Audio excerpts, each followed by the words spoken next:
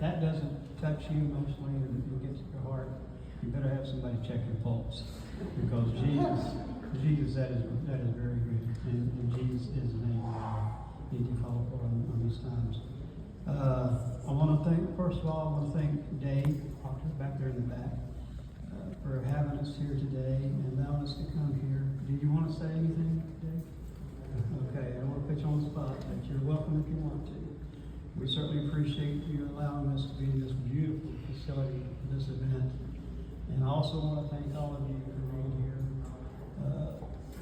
This is for you. This is about you, and this is the journey that you're on. And we want to walk that journey with you. And we're glad that we're going to be here to help us this event.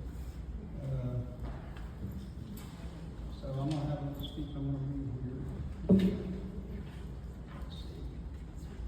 So today we gather here to honor and remember the lives of our lost loved ones from senseless acts of crime. Each rose we hold in our hands represents a life taken too soon, a heartache that will never fully heal. As we come together in solidarity, let us take a moment to reflect on the memories we hold dear, the laughter we shared, and the love that will forever remain in our hearts. Let us also remember the strength and resilience of those who have been affected by these tragedies, and the courage it takes to continue moving forward, and all of you know that. Today, as we toss these roses into the water, let us release our pain and sorrow, and instead embrace the hope for a brighter future. Let us stand united in our commitment to seek justice, support one another, and work towards creating a safer community for all. May the memories of our loved ones inspire us to be agents of change, to speak out against violence, and to spread love and compassion wherever we go. Let us honor their legacy by living our lives with purpose and kindness. Whether you are a law enforcement officer, a victim of advocate, a community member, or a policymaker, or a victim, there are countless ways in which you can make a difference in the lives of those who have been affected by crime such as you. Thank you all for being here today, for showing your support, and for being a beacon of light in the midst of darkness. Together we can make a difference. Together we can honor the lives we have lost and create a better tomorrow for all. And as partly, when I get done with this, I want to say that how would you help is a theme this year. And there's many choices you can do, but just a kind heart, a soft voice, and a listening ear can mean so much at the right time. It can do so much to help somebody when they need it the most. And the next lady, I want to say the next lady that's coming up to speak here pretty soon, she's walking that journey. She lost her son in November of 22. And I want you to listen to her. And I want you to think about what you can do as well, because we need to find justice for Gabriel. We need to reach out to the people in these communities. And somebody knows what happened. And somebody knows who did it. And we need them. We need somebody to come forward so we can help find this killer and get him off the streets and put an end to this tragedy. Thank you so much.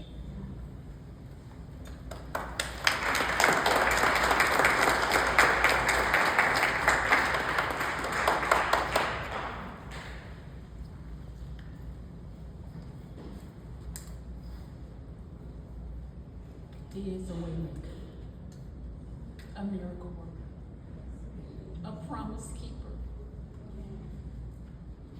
To my Heavenly Father, who puts broken pieces back together again, who gives me strength to rise. To each of you who've lost a loved one at the hands of another, to Mr. Bracewell and the Justice Coalition team who made this moment possible, thank you. And to those of you who labor daily to support victims and their families, please know that your work is not in vain. To our MC, Ms. Hardy, to my family, Gabriel's tribe, I'm Rose DeVoe. I bring you greetings. As we gather today, each of us traveling a different journey of pain, grief, and sorrow.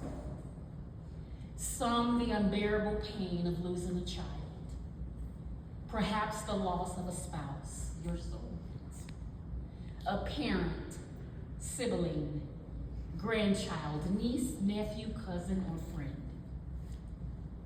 I lost my 23-year-old son, Gabriel John DeVoe, at the hands of a murderer, an evil person, who looked my son in the eyes and thought that he could make the death decision over his life.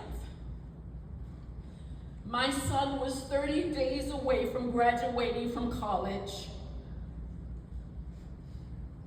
but instead of preparing for graduation, we were arranging his funeral services.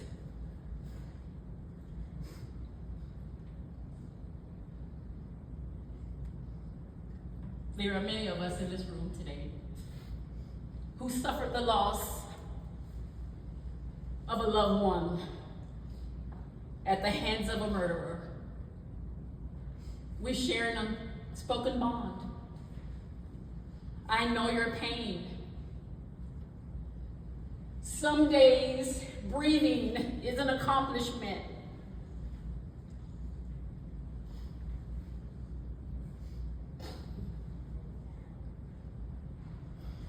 We love you, Rose.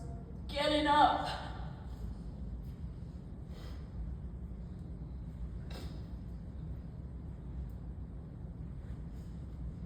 It's a big deal. Some of us have seen justice. Some of us are waiting for justice, but somebody asked the question the other day, justice and then what? What happens then? It won't bring my Gabriel back. It won't bring your loved one back.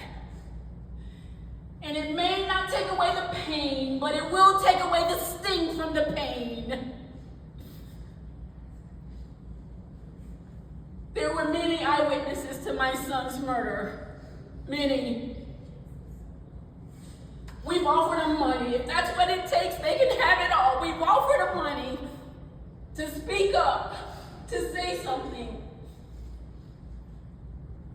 Was Gabriel the first victim? I submit to you not. Will he be the last person they murder? I submit to you not. But what if someone would have said something at his first murder or second murder? It is essential that we speak up. We have a duty and an obligation. Families are waiting, and they're hoping, and they're praying, and they're depending on you to say something. Say something.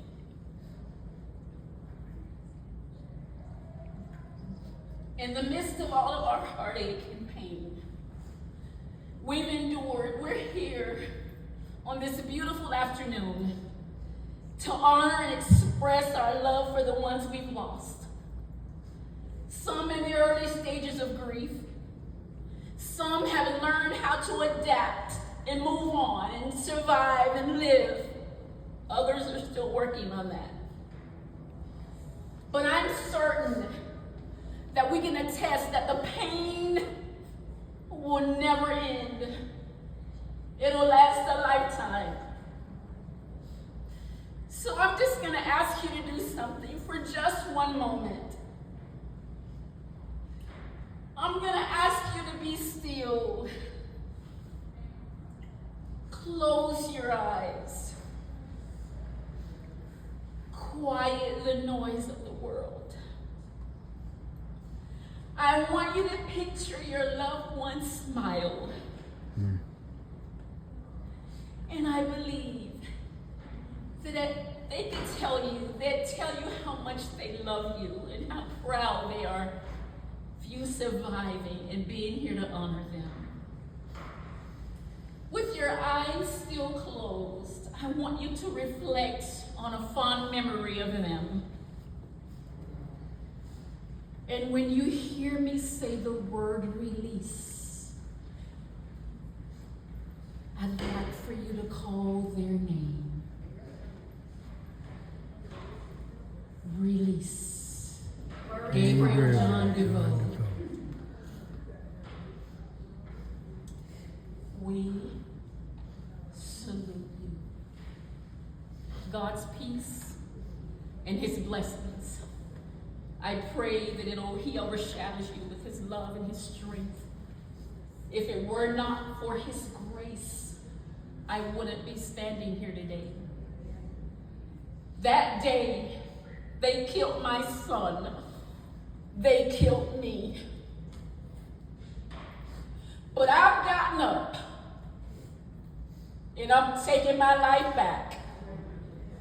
And I am going to fight until I take my last breath for justice for Gabriel. And so one thing I know for certain, justice will prevail. Don't stop believing. Don't stop believing. Give up. Justice will be served. I love you, Gabriel. I always have.